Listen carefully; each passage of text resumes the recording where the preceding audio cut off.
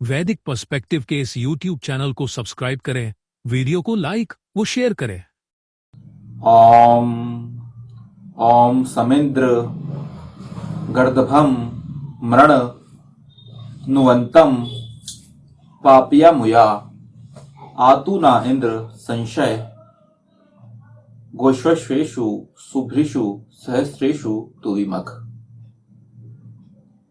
भली भांति मार डालो हे इंद्रियों को वश में करने वाले इस पापपूर्ण निंदा करने वाले गधे को, किंतु भली भांति प्रशंसा करो हमारी हे इंद्रियों को वश में करने वाले गायों में, गमनशिलाओं में, भूमियों में, किरणों में, इंद्रियों में, अश्वों में, अश्व पुरुषों में, सहस्रों प्रकाशमानों में, हे प्रभु धन संपन्न। यह मंत्र जो लिया गया है यह ऋग्वेद के प्रथम मंडल के 29वें सूक्त का यह 5वां मंत्र लिया गया।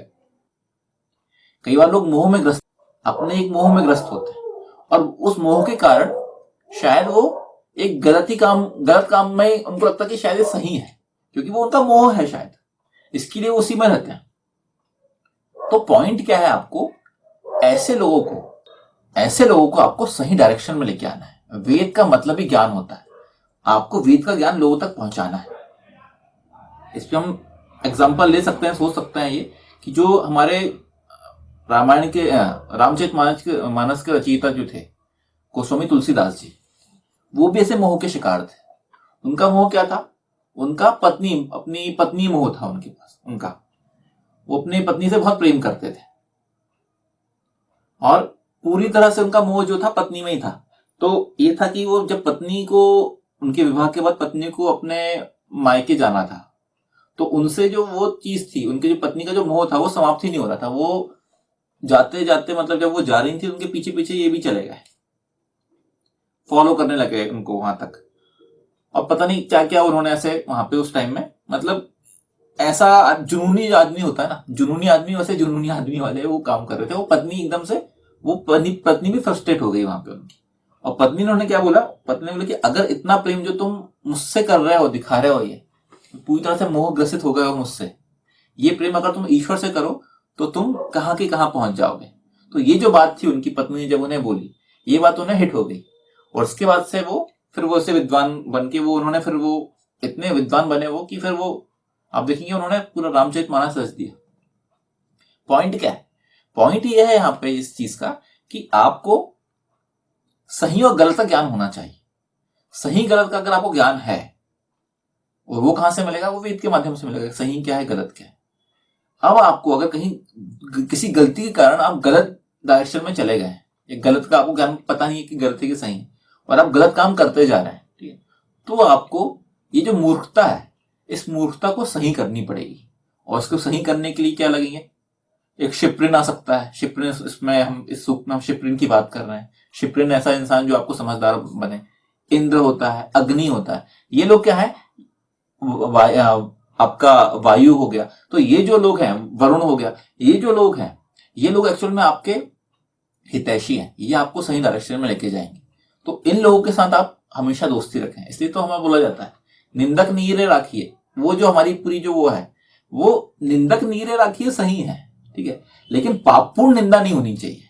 निंदक क्या होता है? निंदक एक पॉजिटिव आपको निंदा करता है, उसको बोलते हैं पॉजिटिव क्रिटिसिज्म, है ना। जो आप देखते हैं कि आप कोशिश अच्छा करना चाह रहे हैं, अच्छा करने की कोशिश के साथ साथ लेकिन आपसे कुछ गलत हो जा रहा है, तो आपको ऐसा निंदक चाहिए जो आपकी जो कमियां हैं उसको वो पॉइंट आउट कर सके। वो पॉजिटिव क्रिटिसिज्म होती है। लेकिन जो पापपूर्ण निंदा है वो ये हो गई कि आप अच्छा भी कर रहे हैं तो वो कभी अच्छा नहीं बोलेगा, ये पापपूर्ण निंदा होगी। तो ये एक्चुअल में बेवकूफी और गधे से समान इसका जोड़ दिया गया यहाँ पे। तो हमें ये समझना है कि अच्छी चीजों को आप हमेशा कलेक्ट करते चलें, अच्छी चीजों पर ध्यान दें, और जो बेवकूफी है, गधे पने वाली जो बात है, इन चीजों से आप मुक्त हो जाएं और ऐसी दुष्टता छोड़ दें। मतलब दुष्टता तो वहां पे, दुष्टता से एक्चुअल में, दुष्टता मतलब आपका बड़ा वो हो गया, बोल सकते हैं आप उसको, कि नेक्स्ट लेवल चीज है। जो पापपूर्ण, जो आपका जो ये है ना, पापपूर्ण निंदा जो है, वो एक छोटी चीजों मानी जाती है, लेकिन तब तक आपको सही करने की बात की गई है। लेकिन दुष्टता को तो, फिर दुष्ट को तो आपको एकदम वेद के हिसाब से तो समाप्त भी करना बोला जाता है। यदि दुष्ट व्यक्ति अपनी दुष्टता छोड़ दे तो फिर उसका विरोध किए जाने का कोई कारण नहीं है। मतलब वही है कि अगर एक ऐसा इंसान, दुष्ट इंसान अगर सही हो गया तो उसका विरोध करने का कोई रीजन बनता नहीं है। वेद में हिंसा का कहीं कोई समर्थन नहीं किया गया है। देखिए बहुत क्लियरली यहाँ पे वेद बोलता है, वेद कहीं पे भी हिंसा को तो आगे रखते ही नहीं, हिंसा को हमेशा आखिरी चीज ही बताता है। वेद कभी बोलते ही नहीं कि आप हिंसा करो, आप लोगों को मारो पीटो, उसका ऐसा करो सिखाओ, ऐसा कुछ नहीं करता। वेद हमेशा बोलता है आपको सही तरीके से काम करना है। वेद किसी भी व्यक्ति को हिंसा करने की अनुमति नहीं प्रदान करता, किंतु सृष्टि संविधान होने के नाते वेद दंड विधान की व्यवस्था करता है। देखिए जब आपको जीवन ईश्वर ने दिया है, आप पैदा होते हो ईश्वर के कारण पैदा होते हो, या आपकी फैमिली ने आपको लेके आई, आपके माता पिता ने आपको पैदा किया, तो पैदा कर लिए तक तो ठीक है, लेकिन जो आपको समाप्ति का अधिकार किसी को दिया ही नहीं गया, वो तो अपने माता पिता को भी नहीं दिया, किसी को भी नहीं दिया गया है, वो सिर्फ ईश्वर के पास है। क्योंकि किसी को ऐसा थोड़ी कि कोई मैंने पैदा किया तो मैं उसको मार भी सकता हूं, ऐसा नहीं होता, ऐसा नहीं है। पैदा आपको ईश्वर के द्वारा, आप ईश्वर के कारण आप आए हो इस दुनिया में, तो ईश्वर ही जब आपका डिसाइड करेगा कि आपको इस दुनिया से जाना है तो ही आप जाओगे। यहाँ पे किसी और इंसान के पास वो चीज नहीं कि आप वो किसी को भी समाप्त आप कर सको, ये तो बिल्कुल कहीं है ही नहीं। इसलिए क्लियरली यहाँ बोला गया कि हिंसा का हम सपोर्ट करते ही नहीं, वेद कहीं हिंसा का सपोर्ट बिल्कुल भी नहीं करता। लेकिन सृष्टि का संविधान है तो दंड विधान है वेद के हिसाब से, कि अगर कोई, अब जैसे कि देखो पहले भी हमने यहाँ पे बोला कि रावण को दंड विधान की तरह ही उसको सही करने की कोशिश की गई। भगवान राम का कोई प्लान नहीं था, भगवान राम ये प्लान करके नहीं निकले थे यहाँ से, कि जब वो उन्होंने अपनी सेना बनाई और सेना बना के ये प्लान करके यहाँ से नहीं निकले थे कि वो क्या मैं रावण को तो मार डालूंगा। भगवान राम का ये कोई प्लान नहीं था, उनकी ये प्लानिंग नहीं थी कि इनको रावण को समाप्त करना है, ये प्लानिंग नहीं थी। भगवान राम की प्लानिंग ये थी कि रावण को, जैसे यहाँ पे भगवान राम का पूरा जो आचरण है वो इस मंत्र के हिसाब से ही है। भगवान राम उस पापपूर्ण निंदा करने वाले इंसान को सही करना चाहते थे, यही कोशिश कर रहे थे वो। इसके लिए उन्होंने सबसे पहले अंगद को भेजे, और पहले देखो तो सबसे पहले तो हनुमान जी गए थे। पहली बार जब पहुंचे थे तो हनुमान जी ने लंका ढूंढ के आए थे, तो हनुमान जी भी गए, उन्होंने भी वो चीज सिखाई तो नहीं माना। अंगद गए, अंगद की भी बात नहीं माना। तो मतलब कोशिश तो भगवान राम ने पूरी ही की है कि इसको सही कर सके। उनका प्लान नहीं था कि मैं रावण को मार डालूंगा, नहीं, बिल्कुल भी नहीं था, ना वो चाहते थे किसी को मारना। क्योंकि भगवान राम ऐसे इंसान थे, वो कभी भी किसी की हत्या नहीं करना चाहते थे, वो हत्या तो किसी की करना ही नहीं चाहते थे। लेकिन जब सामने वाला आपकी हत्या करना चाहता है और सामने वाला समझने को तैयार नहीं है, तो फिर आपको शस्त्र उठाना ही पड़ेगा और सामने वाले का संहार करना ही पड़ेगा। तो ये वेद के हिसाब से दंड विधान हो गया। आपका जो इंटेंशन है, इंटेंशन आपका सही होना चाहिए हमेशा, ये यहां पे बोला जा रहा है। यदि दुष्टों को दंड और सत्कर्मियों को पुरस्कृत नहीं किया जाएगा तो समाज में कोई सत्कर्म क्यों करेगा।